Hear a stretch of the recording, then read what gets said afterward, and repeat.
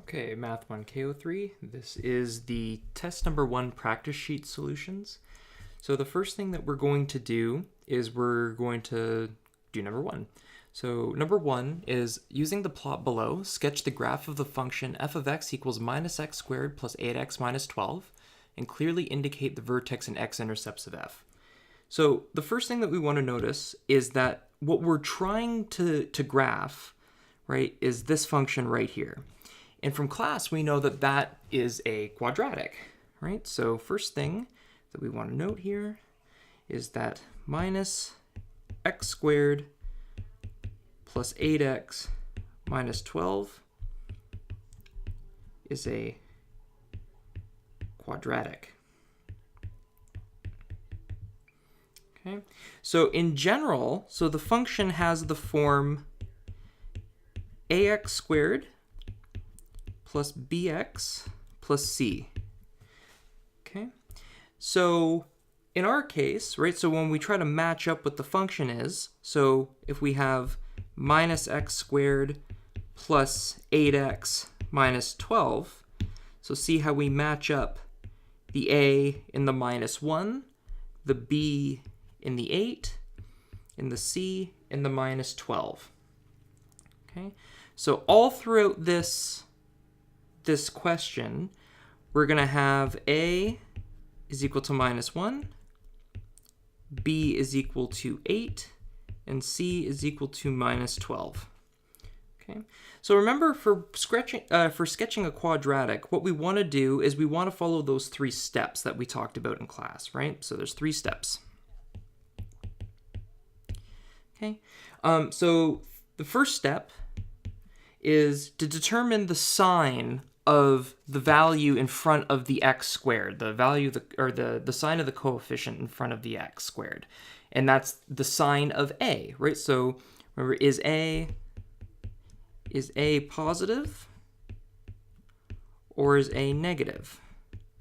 Okay, so remember, if a is negative, then the parabola, the graph of the quadratic, is going to open down. And then if a is positive, the graph of the quadratic opens up if a is positive, right? So by looking at our quadratic, our actual function, we have that a is equal to -1, right? So a equals -1, which is less than 0, which means it's negative, right? So now we know f is probably we know for sure it's gonna open down, right? So, but we don't know where it's going to be as of right now. The only thing that we know is that it's opening down. Okay, so then for step 2, it was to find the vertex. So find vertex. Right. So if you have a function f that's of the form ax squared plus bx plus c, the vertex occurs at the point, so we have the vertex, and it occurs at the point minus b divided by 2a, that's the x-coordinate, and then the y-coordinate is the function evaluated at that point. Right, so the x-coordinate is minus b over 2a, and the y-coordinate is f evaluated at minus b over 2a. So, and just to give a quick little reminder, remember what the vertex is, right? So if a is positive, right, then the vertex is the lowest point on the parabola, right? And then if a is negative, right, then the vertex is the highest point. Okay? But in any case, regardless if a is positive or negative, the vertex still has this form right here. Okay? So what are our a's, b's, and, well, actually, so the vertex does not depend on c, as you can see, other than in the y-coordinate when you plug it into the function, right? But in general, so the x-coordinate, the x-coordinate, right, looks like minus b over 2a, right? So that's minus our b value was 8, right? And our a value was minus 1.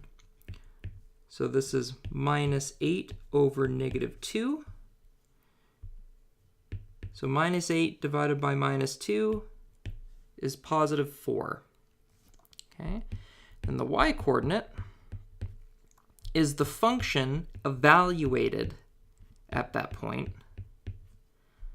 Right? So what's our function? So our function was, we're evaluating the function at the point which we figured to be 4. Okay? So what is f at 4? So f at 4 is, so our original equation was minus x squared plus 8x minus 12, right? So wherever we see an x, we're sticking a 4. So it's minus 4x squared plus 8 times 4 minus 12, right? So then after we try to do a little bit of algebra here, so 4 squared is 16, so we got minus 16, and then 8 times 4 is 32, so we got plus 32, minus 12, and then, we actually get 4 back. Okay, so the vertex,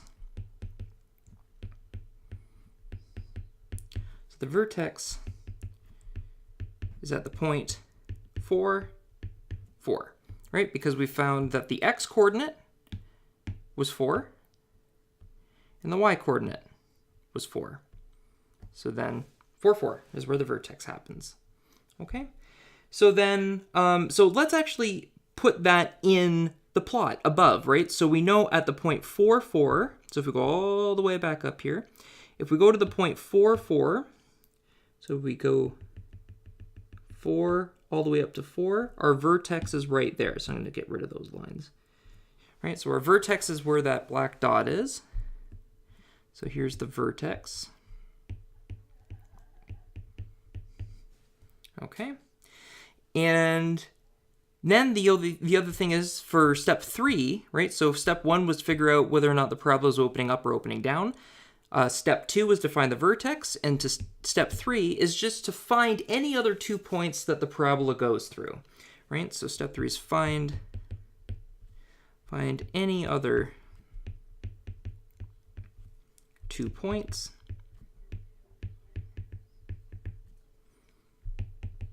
The parabola goes through.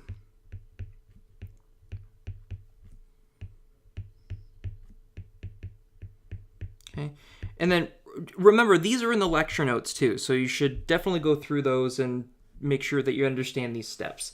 Okay, so we're going to plug in any 2x values that we can think, right? So let's just to say make it easy, let's pick, just say like x equals 2 maybe, and how about, and x equals 6.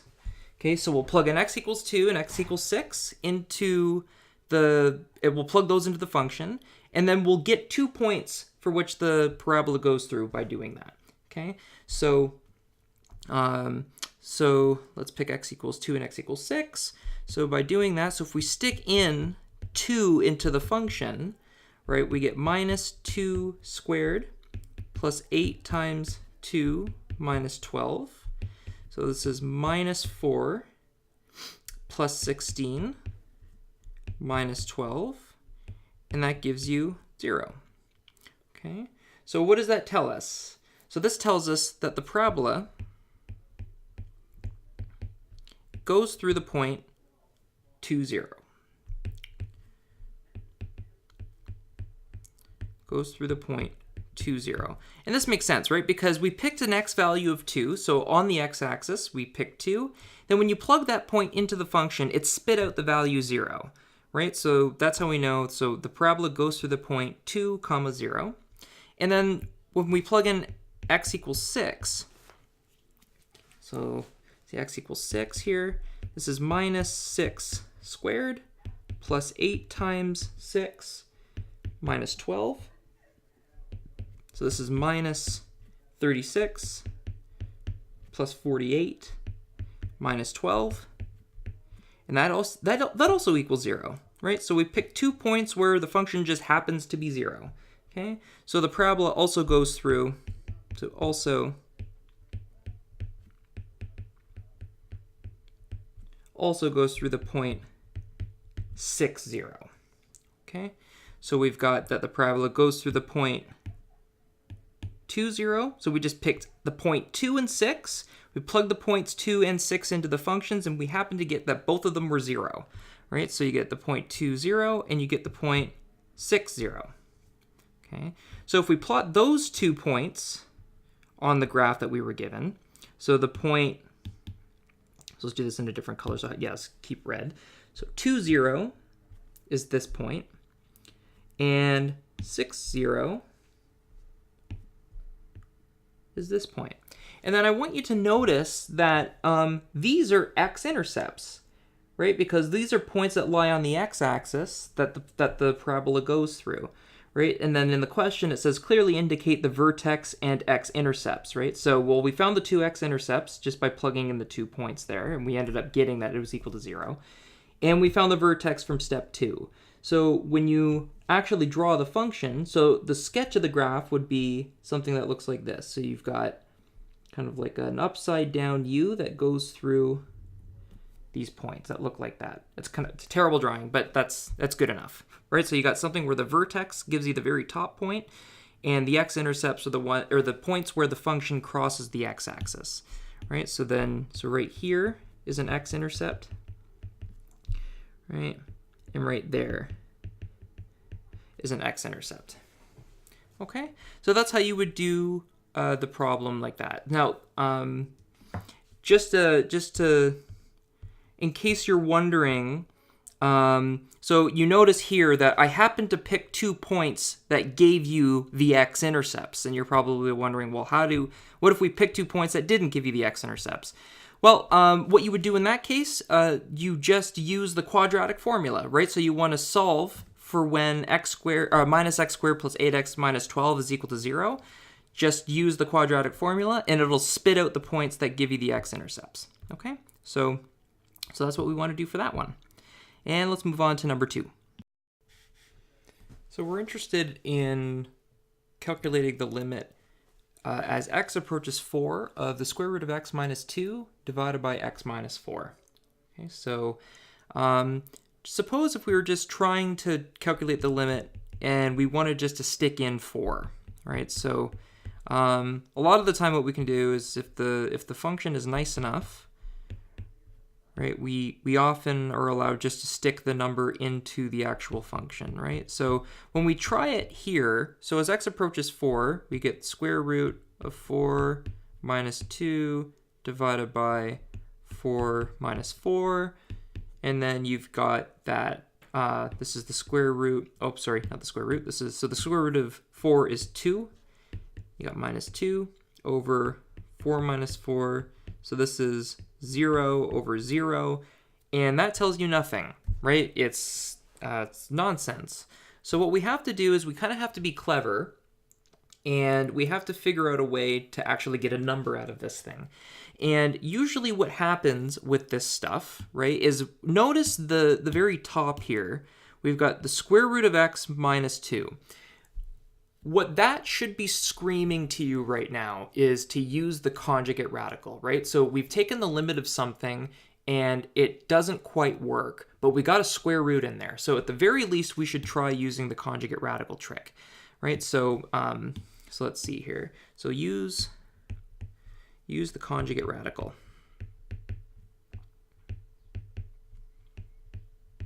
Remember what that is so you just take the thing with the square root and you change the sign in the middle of the two things, right? So the conjugate radical in this case, so you got square root of x plus 2, right? And then what the trick is that you take the original limit,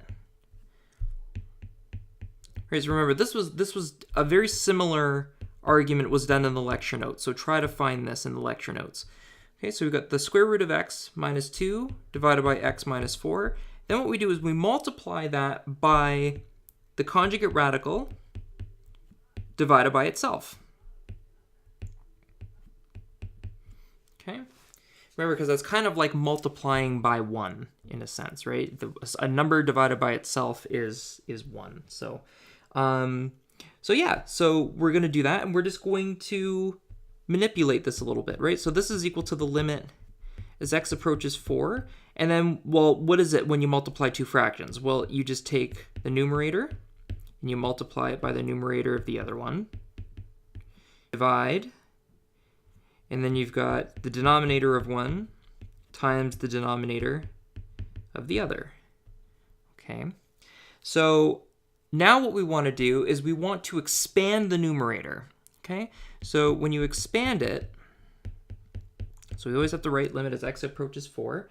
So we'll expand it, right? So you want to take this, multiply it by that, right? We're using the distribution law that we've been talking about this whole time, right? So when you multiply root x times root x, right? So you get root x squared. Then you multiply root x times 2, which is just 2 times root x. Then you multiply minus 2 times root x, and that's just minus 2 root x. Then you multiply minus 2 times 2, which is minus 4, all divided by, and then we'll keep the bottom the same, right? And the reason why we keep the bottom the same will be apparent in a second. Okay, so first thing, very easy to see, is that when you multiply by the conjugate radicals, a lot of magical things happen, right? So the first thing is that these cross terms always cancel out, right? So that pesky 2 times root x, that's going to go away because you got a positive 1 and a negative 1, so they cancel. And then remember that the square root and the square, they're like opposite functions of one another, right? It's kind of like plus and minus, whatever, you do one and then you do the other, they kind of cancel each other out. So, so the square of a square root just gives you whatever's on the inside, right? So this is the limit as x approaches 4. So the square of a square root just gives you the inside, so that's just x, right? And then we have a minus 4 left over. And then we've got x minus 4 divided by root x plus 2. And then this is why I wanted to keep the bottom the same, because notice now you got an x minus 4 on the top and an x minus 4 on the bottom, and they cancel out. All right, so then you've got the limit as x approaches 4, 1 over the square root of x plus 2. And now the thing to notice is that you're allowed to plug in 4 because there's nothing stopping you from doing that. We're not going to get 0 over 0 or a 0 in the denominator or anything like that, right? So notice when you plug in 4 now, so root 4 plus 2, well then this is just the same. So the square root of 4 is 2, so this is 2 plus 2, and then you get 1 over 4. Okay, so the limit as x approaches 4 of the square root of x minus 2 divided by x minus 4 is equal to 1 over 4. For number 3, it just has to factor the expression x squared plus 2x minus 15. So the thing that we want to do is we want to find two numbers that multiply to give you minus 15, but add together to give you 2, right? So just to write that down, so find two numbers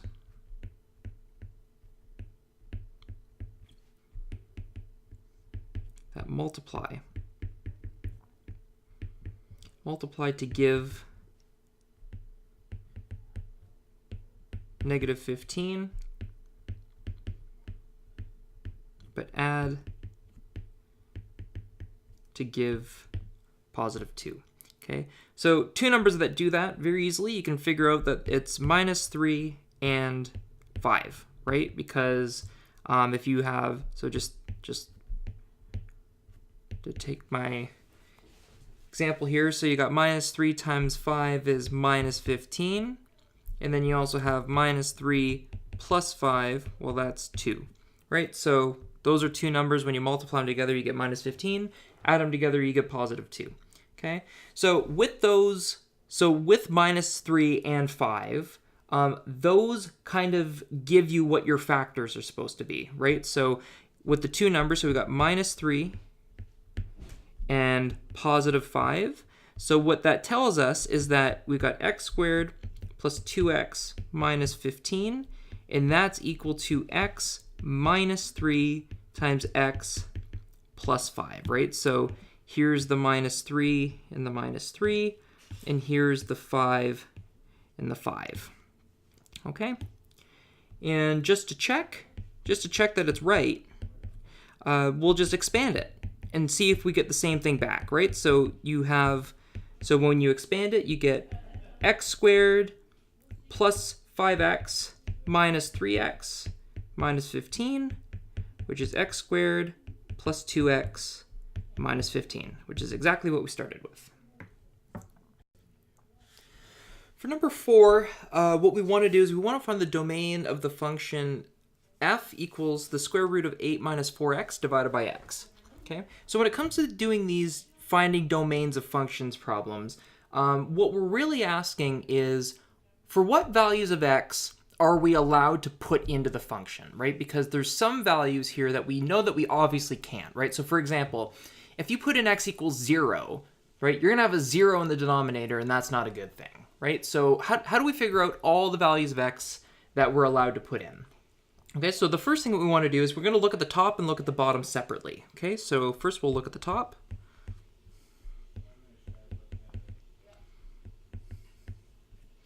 Right, and then so for the top, we have the square root, right, of 8 minus 4x. Okay, so remember, for the square root, we can't have anything underneath the square root that's going to be negative, right? We can have things in the square root that could be 0, but we can't have anything underneath the square root that's going to be negative. So what we're forced into taking, so the inside, right, the inside of this thing has to be positive, right? So 8 minus 4x has to be bigger than or equal to 0 in order for this thing to make sense, right? Because if it's less than 0, meaning negative, then when you put it under the square root, it's not going to make any sense, right? So this is a condition that we've got. So now all we have to do is just rearrange for x. Okay, so in the next line here, so we could just move we'll move over the minus 4x to the other side. So we'll have 8 is greater than or equal to 4x. And then we can divide by 4, right? So then in this line, we've got 8 divided by 4 greater than or equal to x. Okay, and then 8 divided by 4 is 2. Okay, so, or in other words, so we've got 2 is greater than or equal to x, or we can say x is less than or equal to 2. So that's the top. Now if you look at the bottom,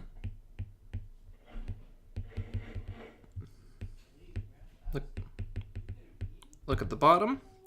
So the only thing that we have on the bottom is x, right? X, okay? Now, since x is in the denominator, right? So if you take a look here, so we've already dealt with this. Now the thing that we're dealing with is the bottom, right? So the x, since x is in the denominator, x cannot be 0, right? But x can be anything else you want it to be, because you're allowed to divide by any number you want to except for 0, right? So we have x cannot be 0, right? So it's a big thing. X can't be 0. So let's just put the two together, right? So in general, for the whole thing, x has to be less than or equal to 2, and x cannot equal 0. And then if you look, that's B. Right, so B is the correct answer for this. Okay, so just swinging back over to the bottom, right? So we found that the underneath the square root can't be negative. So when we rearrange for that, we end up getting that x has to be less than or equal to 0. But then when we look at the bottom, we notice that, well, I have an x there, so how do I need to make sure that's not 0, right? So then x can't be 0. So when you combine you combine the conditions on the numerator and the denominator, you put them together, and what do you get? Well, you get that x can't be bigger than 2, so it's x is less than or equal to 2, and x can't be 0. Okay, so the next problem is number 5, and we want to find the x-intercept of the line y equals 3x minus 6. So remember, to find the x-intercept, there's just that simple thing. You set y equal to 0 and you solve for x, right? So we'll set y equal to 0 and solve for x. Okay, so if we have y is equal to 3x minus 6. Then if we set y equal to 0, what does that give you? Well, that tells you that 0 is equal to 3x minus 6. So now, all we have to do is just rearrange and solve for x, right? So we can bring the 6 over to the other side, so we get 6 equals 3x, and then we can just divide by 3, right? So you get 6 divided by 3, which is x. So 6 divided by 3 is 2, so then you get x equals 2. Okay, so now the point 2, 0 is the x-intercept of the line. Y equals 3x minus 6. Right? Because remember, for the y-intercept is technically a point. Right? So it's the x point that we just solved for, and then in the y-coordinate here, you plug a 0. Right? Because that's what it means to be the x-intercept. The y value is 0 there. For number 6, we're trying to find the composite function f, which is given by g of h of x, right? So where g is u squared plus 100, and h of x is 3x. So we're going to evaluate the function f at the point x equals 2 when we've found what that function actually is. So remember, to find a composite function, what you're going to do is you're going to take the function g and you're going to stick the function h inside it, right? So we have, just to write this down here, you have f of x, right, is g evaluated at h of x, right? So what this means is we're plugging in, so plug h into g. Okay, so first we've got g of u, so we're told that g is u squared plus 100. Okay, so wherever we see a u, we are going to stick h. So here, so there's our u, so we're going to plug h into g, where you see a u. Okay, so g of h of x is, so now where we see a u, right, so it's h of x squared plus 100, right? So notice there's the u, and then it matches up with the h of x, right? So now what is h of x? We know that h of x is 3x, right? So this becomes 3x squared plus 100. And then remember from our exponent laws, whenever you've got a multiplication of things all raised to a power, you can bring that power on the inside of each of the things that are being multiplied, right? So 3x all squared is the same thing as 3 squared times x squared. Okay, so we've got 3 squared plus 3 squared times x squared plus 100. 3 squared is 9, and then x squared stays by itself. Okay, so what we've got, so our function, the composite function, g of h of x is equal to 9x squared plus 100. Okay, and now what we want to do is we want to evaluate that function at x equals 2, because I believe that's what it said, right? Evaluate the function at the point x equals 2. Yeah, so then what we do is wherever we see an x, we stick a 2. So f at 2 is equal to 9 times 2 squared plus 100. So 2 squared is 4, so this is 9 times 4 plus 100, right? And then we've got, so this is 36 plus 100. So then the full answer is 136. Number 7 is one of those price, revenue, cost problems, right? So you need to kind of have an idea of what functions we're talking about. But on the test, I'm giving you a formula sheet, so you should check out the formula sheet. I've already posted that. So, so as long as you have the formula sheet, you should be okay for this question, right? So number 7 is saying, suppose the price of x units of a product is p of x is equal to minus 6x plus $13.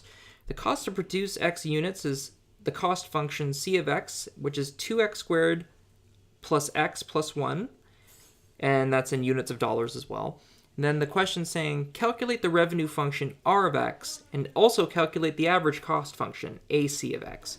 And then, at the very end, we're going to evaluate the average cost function at the point 5. So for the first thing, we want to figure out what the revenue function is. So the revenue function is always given by the price function times x, right? So we have the price function times x. We've been given that the price functions, we have x times minus 6x plus 13. Okay, so then the revenue function is x times the price function. So x times minus 6 plus 13 is minus 6x squared plus 13x.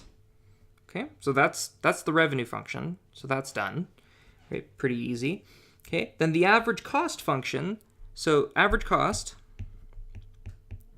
So the average cost function is just the regular cost function that you're given, and then you just divide that by x. Okay, so it's the cost function divided by x. The cost function that we're given, right, it says at the top here that it's 2x squared plus x plus 1, and then we just divide that by x. And then you leave that alone, right? That's the function. So the revenue function is the price function times x, and then we found that to be minus 6x squared plus 13x. And the average cost function is just the cost function you're given divided by x. So then we've got the cost function 2x squared plus x plus 1, and we divide that by x. Then the last part of the problem is to evaluate the average cost function at the point x equals 5. Okay, so when you do that, you have 2 times 5 squared plus 5 plus 1 all over 5.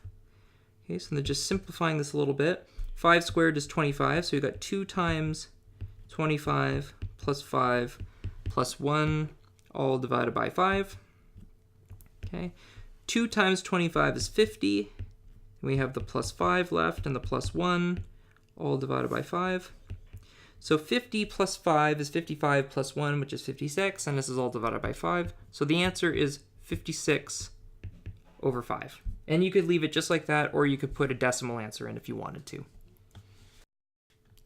So the last question is number 8, and it says, suppose that f is the function x plus 2 underneath the square root minus 1 over x plus 2 all to the 7. And then the question asks, circle the answer below that contains the functions h and g such that f is given by the composite function g of h of x. So with this one, we covered a couple problems like this in class, and there's some not necessarily mathematically rigorous terminology, but the first thing that we're just going to say is that g is considered to be what they call the outer function. Outer function. Right, so g is the function that you're sticking h into, right? So it's kind of like, think of g as like the house function and h is like the person, right? So h lives inside g. So g is the outer function and h is called the inner function. Right, so again, so h is the function that we're sticking inside g. So normally what happens is that you're given h and you're given g, and you're asked to find g of h of x, right? But now they've kind of done the opposite thing. They've given you a function, and they're trying to see, can you pick apart the function so you can find both the inner function and the outer function? As we were talking about in class again, there's actually an infinite number of ways to do this. But the way that the problem's set up is so that it's apparent to do it at least one particular way. And the way that is the hint that I gave in class. And that hint, right, is that h of x is usually the repeated function that you see. So it's usually the repeated function you see. So by that, what I mean is if you look back up at the top and you see, okay, well, I got the square root of x plus 2 minus 1 over x plus 2 to the 7. What's the thing that's repeating here, right? So, well, if you just look at it quick enough, you'd see, well, I got an x plus 2 and an x plus 2, right? So the x plus 2s are repeating. So that is telling us that h is most likely x plus 2. So let's just try it. So let's say h is x plus 2. Okay, so the inner function is usually the thing that's being repeated inside the original function. Okay, so we've got h is x plus 2, and then g is whatever's left over. So g of u is then whatever is left over. Okay, so if you kind of look at it, f has the form the square root of something minus 1 over something to the power of 7, right? So if you take a look at the top, remember it's square root of x plus 2 minus 1 over x plus 2 out of the 7, right? So f kind of looks like square root of something minus 1 over something to the power of 7. And so whatever these boxes are, right, so we know already, right, so in these boxes is x plus 2 and x plus 2. Okay, so really what this outer function is, so the square root minus 1 over something to the 7, that's our outer function, right? That's where we're sticking the x plus 2. So that's the house, right? So g of u is the square root of u minus u to the 7, right? So hopefully that makes sense, right? Because whatever's left over has to be the house function, the outer function, right? So to go back to the top, we've got this function, square root of x plus 2 minus 1 over x plus 2 to the 7. And then we have to find two functions so that when we stick one inside the other, we get f back, right? So this g is an outer function and h is an inner function. And h is usually the function that's repeated. Okay, and then we notice that the repeating function seems to be x plus 2. And then so if that's h, then g is whatever's left over. So then if you just kind of take out all of the x plus 2's and replace them by a box, like how I've done here, you'll notice that if you just replace the box by u, that's the g. Okay, so we've got g of u is this, and h of x is x plus 2. So then let's try it, right? So let's see if this is actually what we want. So f is g of h of x. So let's actually try to figure out what that composite function is, right? Well, g of u is the square root of u minus 1 over u to the 7, and we want to stick in x plus 2 into that, right? So we've got the square root of h of x minus 1 over h of x to the 7. And then h of x we know is x plus 2. So we've got the square root of x plus 2 minus 1 over x plus 2 to the 7. And that's exactly f. That's the function that we started with. So we know that we found the two right functions, right? So g of u is the square root of u minus 1 over u to the 7, and h is x plus 2. So if you go all the way back up to the top, you'll notice that this was a multiple choice problem. And then so we go, oh, okay, well, h is x plus 2, g is the square root of u minus 1 over u to the 7, so the correct answer is D.